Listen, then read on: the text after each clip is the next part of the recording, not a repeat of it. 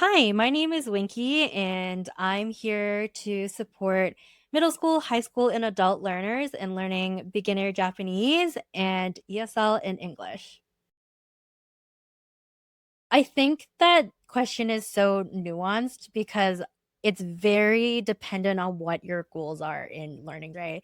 And it's also dependent on like how much effort you're willing to put into learning a language.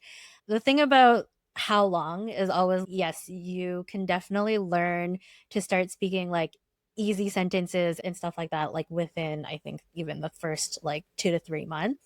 But the truly like how long does it take to achieve a certain thing? It could be a couple months to achieve those like, simple sentences, or it will take like maybe years for you to be able to do other certain goals like more complex like presentations and stuff like that. But truly like it's really dependent on the student and how much effort you're again willing to put into learning that language and really put into doing the work essentially is what I'd say.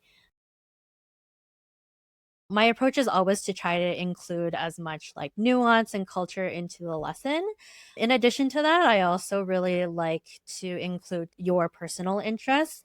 So, for example, if you were interested in learning about tea ceremonies and that kind of stuff, or even about like just watching anime and just enjoying Japanese culture, I do try to also include those interesting aspects to attract you into learning Japanese.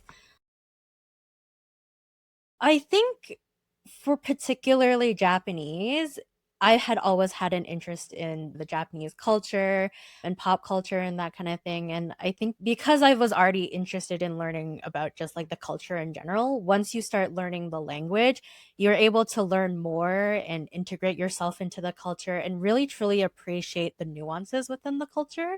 So I think that's like the piece of learning a second language that I really enjoyed was like it opened a lot of doors for me to learn more about something that I was like very passionate about prior to even learning the language.